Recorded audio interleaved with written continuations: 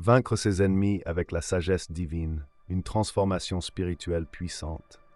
Contexte et réflexion initiale. Transformer les conflits en victoire spirituelle. La vie est un chemin parsemé de moments de joie et de bonheur, mais aussi de conflits et de tensions. Dans ces instants où les obstacles paraissent insurmontables, une question profonde se pose. Comment vaincre nos ennemis sans recourir à la confrontation directe?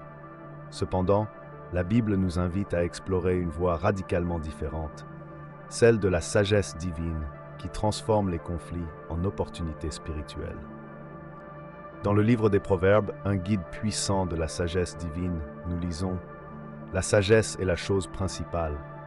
Acquiert la sagesse, et avec tout ce que tu possèdes, acquiert l'intelligence. » Proverbe 4, 7. Ce verset souligne l'importance de chercher et d'appliquer la sagesse dans toutes les dimensions de notre vie, y compris dans les relations conflictuelles. La sagesse divine ne repose pas sur des stratégies humaines, mais sur une compréhension spirituelle qui transcende nos instincts naturels de vengeance et de colère. Un autre passage à retenir est Deutéronome 24. « Car l'Éternel, votre Dieu, marche avec vous pour combattre vos ennemis et pour vous sauver. » Ce verset offre une promesse réconfortante. Nous ne sommes pas seuls dans nos luttes. Dieu combat pour nous, mais pas selon les méthodes du monde. Il nous appelle à emprunter une voie supérieure, celle de la sagesse et de la confiance en lui. Un enseignement fondamental de la sagesse divine se trouve dans Luc 6, 27-29. « Mais je vous dis, à vous qui m'écoutez, aimez vos ennemis, faites du bien à ceux qui vous haïssent, bénissez ceux qui vous maudissent, priez pour ceux qui vous maltraitent. Si quelqu'un te frappe sur une joue, présente-lui aussi l'autre. Si quelqu'un prend ton manteau, ne l'empêche pas de prendre encore ta tunique. » Ces paroles de Jésus peuvent sembler contre-intuitives et même impossibles à appliquer dans un monde marqué par la violence et la rétribution. Pourtant, elles dégagent une vérité profonde. L'amour et la prière pour nos ennemis ont le pouvoir de transformer non seulement nos relations avec eux, mais aussi nos propres cœurs. La sagesse divine n'est pas un appel à l'inaction, mais une invitation à adopter une posture active d'amour et de pardon. En priant pour ceux qui nous persécutent, nous faisons appel à la puissance de Dieu pour guérir les blessures, réparer les torts et apporter la paix dans des situations où nous nous sentons impuissants. C'est un acte de foi qui reconnaît que Dieu est le seul capable de changer les cœurs et de restaurer ce qui est brisé. Dans le monde, les conflits sont souvent alimentés par la haine, la méfiance et les mensonges. La sagesse divine, en revanche, nous appelle à adopter des valeurs radicalement opposées, l'amour, la paix et la vérité. Dans Jean 8, 32, Jésus déclare « Vous connaîtrez la vérité, et la vérité vous affranchira. » Appliquer la vérité signifie être sincère, intègre et aligné sur les principes de Dieu, même lorsque ça semble difficile. L'amour est au cœur du message chrétien. Dans 1 Corinthiens 13, 13, Paul nous rappelle « Maintenant donc ces trois choses demeurent, la foi, l'espérance, l'amour. Mais la plus grande de ces choses, c'est l'amour. » Cet amour n'est pas un simple sentiment, mais une décision volontaire de chercher le bien des autres, y compris ceux qui nous blessent. C'est une force transformante qui nous libère de l'emprise de la haine et nous rend capables de voir nos ennemis comme des êtres humains créés à l'image de Dieu. Dans Galates 5, 22, Paul décrit la paix comme un fruit de l'esprit. La paix ne signifie pas l'absence de conflit, mais une tranquillité intérieure qui découle de notre confiance en Dieu. En recherchant la paix, nous refusons de nourrir la rancœur ou de répondre à la violence par la violence. La vérité est essentielle pour briser le cycle de la haine. Lorsque nous choisissons de vivre selon la vérité de la parole de Dieu, nous sommes libérés des mensonges de l'ennemi. La vérité nous donne la force de tenir ferme, même lorsque nous sommes confrontés à l'injustice. La sagesse divine nous pousse à réagir de manière radicalement différente face au conflit. Alors que le monde nous incite à riposter et à nous venger, Dieu nous appelle à aimer, à prier et à rechercher la paix. Comme l'affirme Corinthiens 1, 25, la folie de Dieu est plus sage que les hommes, et la faiblesse de Dieu est plus forte que les hommes. En choisissant d'embrasser cette sagesse, nous ouvrons la porte à une transformation profonde. Nous apprenons à voir nos ennemis non comme des adversaires à écraser, mais comme des êtres aimés de Dieu, qui ont besoin de grâce et de guérison, tout comme nous. Nous découvrons que la véritable victoire n'est pas celle qui humilie l'autre, mais celle qui restaure les relations et glorifie Dieu. Pour conclure cette première partie, rappelons-nous que la sagesse divine ne se limite pas à des théories ou à des concepts abstraits. Elle est destinée à être mise en pratique dans notre vie quotidienne. Chaque conflit, chaque tension est une opportunité d'appliquer ces principes et de grandir spirituellement. Posez-vous ces questions. Comment puis-je transformer cette situation conflictuelle en une opportunité de glorifier Dieu? Suis-je prêt à prier pour ceux qui m'ont blessé, même si cela me semble difficile? Comment puis-je répondre avec amour et vérité dans cette situation? En réfléchissant à ces questions et en vous appuyant sur les enseignements bibliques, vous serez équipé pour avancer sur le chemin de la sagesse divine. Rappelez-vous les paroles de Jacques 1,5.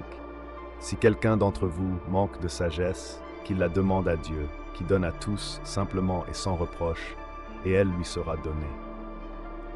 La sagesse divine est un cadeau accessible à tous ceux qui cherchent à suivre le chemin de Dieu. En embrassant cette sagesse, vous découvrirez une paix qui surpasse toute compréhension, une force qui transcende les circonstances et une joie qui ne dépend pas des événements extérieurs. Vous deviendrez un témoignage vivant de la puissance de l'amour et de la vérité, capable de transformer les conflits en victoire spirituelle. L'idée d'aimer ses ennemis est l'une des instructions les plus révolutionnaires de l'enseignement chrétien.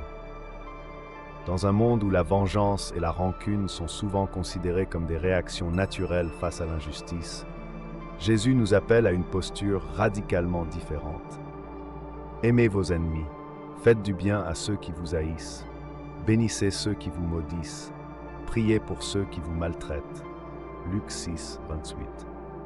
Cet appel n'est pas une faiblesse, mais une force spirituelle qui brise les cycles de haine et ouvre la voie à une transformation profonde, tant dans nos relations que dans nos propres cœurs.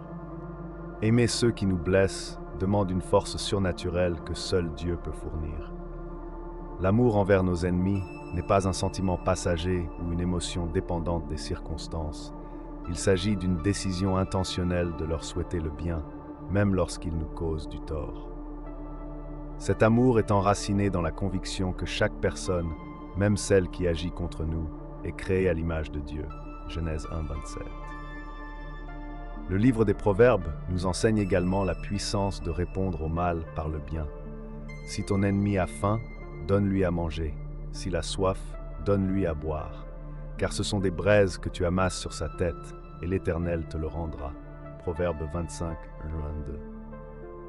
Aimer nos ennemis est un choix de confiance en la justice de Dieu, un moyen de refléter son caractère au lieu de se laisser dévorer par la haine. Je me souviens d'une situation où j'avais été trahi par quelqu'un en qui j'avais placé une grande confiance. La douleur était intense, et mon premier instinct était de rendre l'appareil. Mais en priant et en méditant sur les paroles de Jésus, j'ai réalisé que le pardon était le seul chemin vers la liberté spirituelle. J'ai choisi de pardonner, non parce que c'était facile, mais parce que c'était nécessaire pour libérer mon cœur de l'amertume. Ce choix n'a pas immédiatement changé la situation, mais il a changé mon cœur. Le pardon m'a permis de laisser Dieu agir là où je ne pouvais rien faire. En fin de compte, la relation a été restaurée de manière surprenante. Ce n'est pas toujours le cas, mais même lorsqu'il n'y a pas de réconciliation, le pardon offre une paix intérieure que seule la grâce de Dieu peut fournir.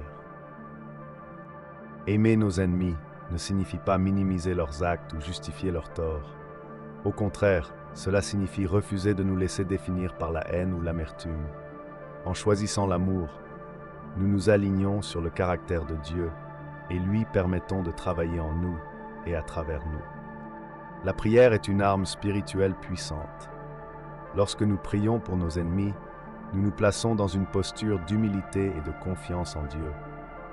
Cette démarche n'est pas naturelle pour l'être humain, mais elle est essentielle pour libérer notre cœur de la colère et de la rancune. Le livre du Deutéronome nous rappelle que Dieu est le véritable juge. À moi la vengeance et la rétribution quand leur pied chancellera, car le jour de leur malheur est proche et ce qui les attend se hâte. Deutéronome 32, 35. Ce verset souligne que nous n'avons pas besoin de chercher à nous venger, car Dieu est juste et il interviendra en son temps. En priant pour nos ennemis, nous confions cette justice entre les mains de celui qui voit tout et qui agit avec sagesse et amour. Paul réitère cette vérité dans Romains 12, 19. Ne vous vengez point vous-même, bien-aimés, mais laissez agir la colère, car il est écrit « À moi la vengeance, à moi la rétribution, dit le Seigneur ». Ce passage est une invite à se déposer nos lourdeurs et notre colère au pied de la croix, en faisant confiance à Dieu pour rendre justice. Je me souviens d'une période où une personne dans mon entourage cherchait constamment à me nuire, que ce soit par des paroles blessantes ou par des actions injustes. Chaque rencontre avec cette personne était un test pour ma foi et mon endurance spirituelle. Mais en lisant les Écritures et en écoutant les enseignements de Jésus, j'ai compris que la prière n'était pas un acte pour l'autre, mais un moyen de libérer mon propre cœur. J'ai commencé par des mots simples. Seigneur, aide-moi à voir cette personne comme toi tu la vois. Touche son cœur et remplis-moi de ton amour. Progressivement, cette prière a transformé ma perception. Je ne voyais plus cette personne uniquement comme un ennemi, mais comme quelqu'un ayant besoin de grâce, tout comme moi. Bien que la situation ne se soit pas résolue immédiatement, la prière m'a permis de trouver une paix intérieure et d'agir avec sagesse. Prier pour nos ennemis ouvre la porte à des miracles de réconciliation. Même lorsque la réconciliation ne se produit pas, cette prière apporte une transformation à l'intérieur de nous.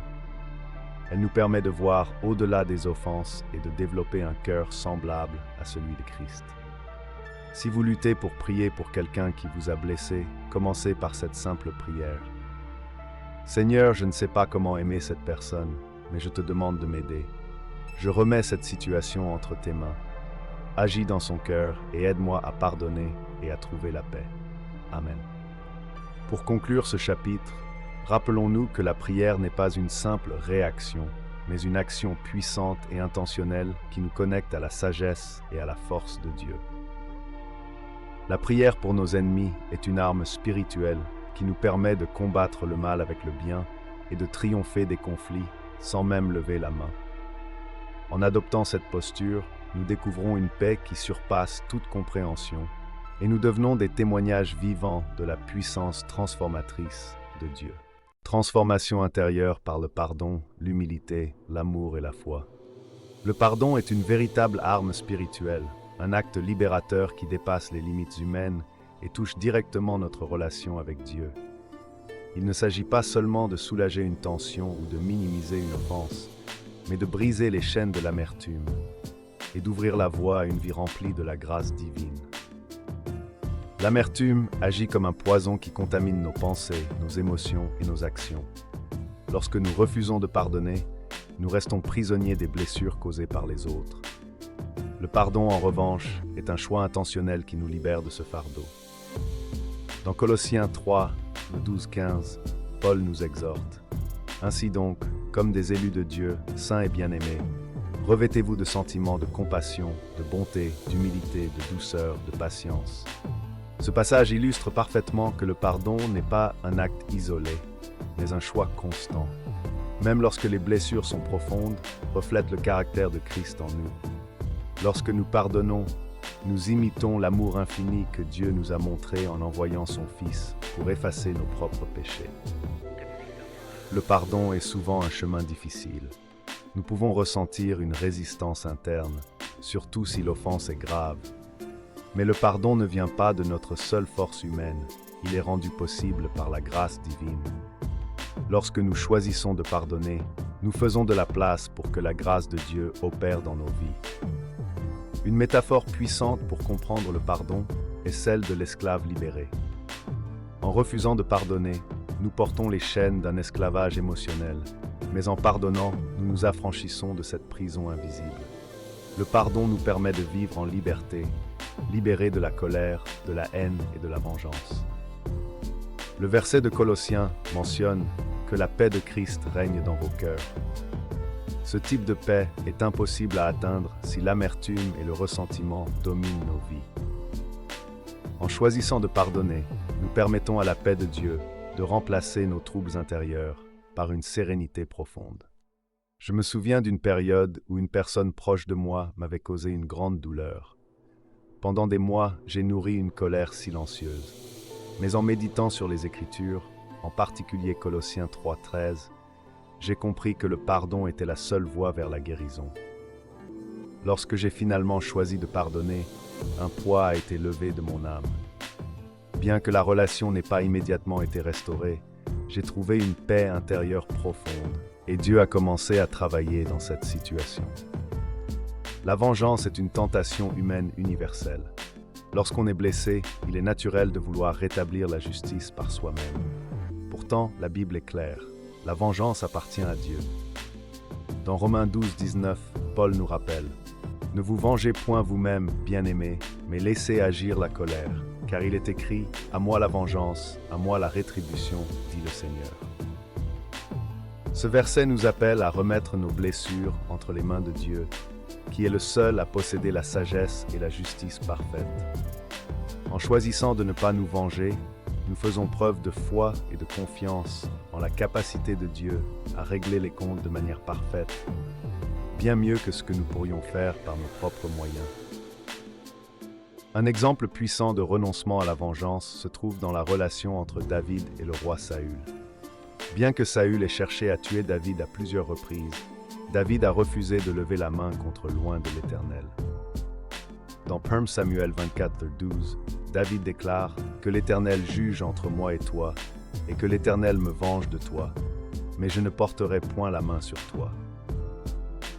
Lorsque nous cédons à la vengeance, nous risquons d'alimenter un cycle de haine et de violence. La vengeance ne satisfait jamais pleinement notre désir de justice. Au contraire, elle laisse souvent un sentiment de vide et de culpabilité. En revanche, lorsque nous choisissons de renoncer à la vengeance, nous permettons à Dieu d'agir à travers sa justice parfaite. La prière.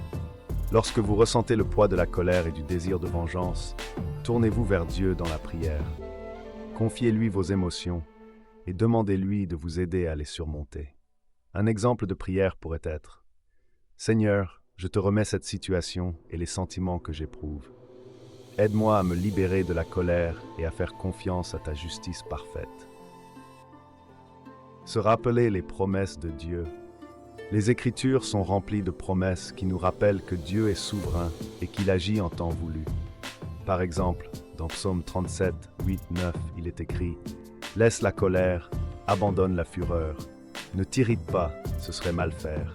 Car les méchants seront retranchés et ceux qui espèrent en l'Éternel posséderont le pays. » Ce rappel nous aide à attendre patiemment l'intervention de Dieu. Cultiver l'humilité.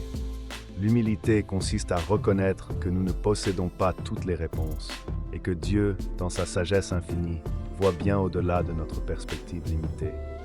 En renonçant à la vengeance, nous reconnaissons que Dieu est le juste juge. Agir avec bienveillance. Dans Romains 12:20, Paul nous exhorte à répondre au mal par le bien. Si ton ennemi a faim, donne-lui à manger. S'il a soif, donne-lui à boire. Car en agissant ainsi, ce sont des charbons ardents que tu amasseras sur sa tête. La bienveillance désarme souvent les conflits et peut ouvrir la voie à la réconciliation. Le pardon et le renoncement à la vengeance sont des actes puissants qui nous transforment de l'intérieur. Ils nous permettent de vivre selon la grâce et la paix de Dieu, tout en reflétant son amour au monde. En nous appuyant sur les enseignements bibliques et en laissant Dieu agir, nous expérimentons une transformation profonde et durable. L'amour est le fondement du message chrétien, une arme spirituelle capable de désarmer la haine et de transformer les cœurs les plus endurcis. Ce n'est pas un amour ordinaire, mais un amour divin, agapé, qui transcende les limitations humaines. Comme l'affirme Jean 4:8-10. Celui qui n'aime pas n'a pas connu Dieu, car Dieu est amour. L'amour de Dieu a été manifesté envers nous en ce que Dieu a envoyé son Fils unique dans le monde, afin que nous vivions par lui.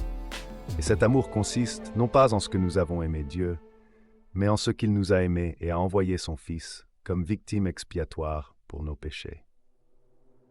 Cet amour divin est l'essence même de Dieu.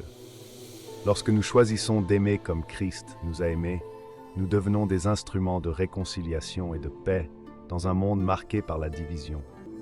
L'amour chrétien ne repose pas sur ce que l'autre mérite, mais sur une décision intentionnelle de voir chaque individu comme une âme précieuse aux yeux de Dieu. L'amour chrétien va au-delà des sentiments. Il implique des actions concrètes, comme tendre la main à ceux qui nous blessent, prier pour nos ennemis et répondre à la haine par la gentillesse. Cet amour a le pouvoir de transformer des situations conflictuelles en opportunités de grâce. Un homme qui avait subi une grande injustice a choisi de pardonner et d'offrir son aide à celui qui l'avait offensé.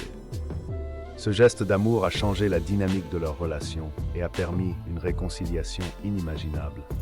Cet exemple montre que l'amour n'est pas une faiblesse, mais une force spirituelle puissante. Un des enseignements les plus révolutionnaires de l'Évangile est de répondre au mal par le bien. Dans Romains 12, 21, Paul nous exhorte « Ne te laisse pas vaincre par le mal, mais surmonte le mal par le bien ». Ce principe est contre-intuitif dans un monde où la réaction naturelle est souvent de rendre l'appareil. Pourtant, répondre au mal par le bien est une clé pour briser les cycles de haine et instaurer une paix durable. Répondre au mal par le bien n'est pas un acte de passivité, mais une démonstration active de foi. Cela signifie refuser de laisser le mal nous transformer ou nous détourner des valeurs de Dieu. Chaque fois que nous choisissons de pardonner, de bénir ou de servir ceux qui nous ont offensés, nous démontrons la puissance de l'amour de Dieu. Un exemple biblique puissant est celui de Jésus sur la croix. En plein milieu de sa souffrance, il a prié pour ses bourreaux. « Père, pardonne-leur, car ils ne savent pas ce qu'ils font. » Luc 23. Cet acte d'amour inconditionnel reste un modèle pour tous les croyants. Dans la pratique, répondre au mal par le bien peut prendre plusieurs formes. Offrir une parole gentille à quelqu'un qui nous critique, aider une personne qui nous a blessés ou prier pour ceux qui nous persécutent. Ces actions, bien que difficiles, ont le pouvoir de changer les cœurs et de révéler la gloire de Dieu. L'humilité est une vertu essentielle dans la résolution des conflits. Elle permet de désamorcer les tensions et de créer un espace propice à la réconciliation. Cette attitude nous invite à nous mettre à la place des autres et à privilégier la paix plutôt que notre propre intérêt. Le dialogue respectueux est un moyen puissant de construire des ponts entre les personnes. Il implique de choisir ses mots avec soin, de pratiquer l'écoute active et de chercher à comprendre plutôt qu'à juger. Dans Proverbe 15, 1, il est écrit « Une réponse douce calme la fureur, mais une parole dure excite la colère. » Un exemple pratique pourrait être une conversation difficile avec un collègue ou un membre de la famille. Plutôt que de réagir avec colère ou défensive, choisir une approche humble et respectueuse peut transformer le débat en une opportunité de compréhension mutuelle. L'humilité nous permet de reconnaître nos propres erreurs et d'encourager les autres à faire de même. Lorsqu'une personne agit avec humilité et respect, cela inspire souvent une réaction similaire chez l'autre. L'humilité est une porte d'entrée vers la réconciliation et la paix. Elle montre que nous sommes prêts à prioriser la relation plutôt que notre ego. La foi en Dieu est l'élément central qui soutient toutes les autres armes spirituelles. Elle nous permet de persévérer dans l'amour, le pardon et l'humilité, même face à des situations apparemment insurmontables. La foi nous pousse à nous appuyer sur Dieu, sachant qu'il est souverain et qu'il agit toujours pour notre bien. Dans 1 Jean 5,4, nous lisons « Tout ce qui est né de Dieu triomphe du monde, et la victoire qui triomphe du monde, c'est notre foi. » Cette promesse nous rappelle que la foi est un bouclier qui nous permet de surmonter les épreuves et de résister aux attaques spirituelles. Lorsque nous faisons confiance à Dieu, nous expérimentons une paix surnaturelle et une force renouvelée pour faire face aux défis. La foi ne signifie pas ignorer les difficultés, mais les confier à Dieu. Un exemple biblique puissant est celui de Moïse et les Israélites face à la mer Rouge. Dans Exode 14, Moïse dit au peuple, « L'Éternel combattra pour vous, et vous, gardez le silence. » Cette foi en l'intervention divine a permis au peuple de traverser la mer à sec et d'échapper à leurs ennemis. Dans nos propres vies, nous sommes souvent confrontés à des épreuves qui semblent impossibles à surmonter. La foi en Dieu nous permet de rester fermes et d'espérer, même lorsque nous ne voyons pas de solution immédiate. La foi est un chemin de confiance continue. Lorsque nous nous appuyons sur Dieu, nous découvrons que nos batailles ne dépendent pas de notre force, mais de la puissance de celui qui est en nous. Si Dieu est pour nous, qui sera contre nous? Romains 8:31. En conclusion, l'amour et la foi sont les armes spirituelles les plus puissantes à notre disposition. L'amour transforme les cœurs et rétablit les relations, tandis que la foi nous donne la force de persévérer et de triompher des épreuves. En les appliquant dans notre vie quotidienne, nous devenons des témoins vivants de la puissance de Dieu et des agents de sa paix dans un monde qui en a tant besoin. Si ce message a résonné dans votre cœur et vous inspire à avancer sur le chemin de la sagesse divine, je vous invite à agir dès maintenant. Aimez cette vidéo pour montrer votre soutien et diffuser davantage ce message de paix et d'amour. Abonnez-vous à la chaîne pour ne manquer aucun contenu inspirant qui nourrit votre foi et transforme votre quotidien. Partagez cette vidéo avec une personne de votre entourage qui a besoin de cette lumière divine. Et surtout, laissez un commentaire pour partager votre expérience ou vos réflexions.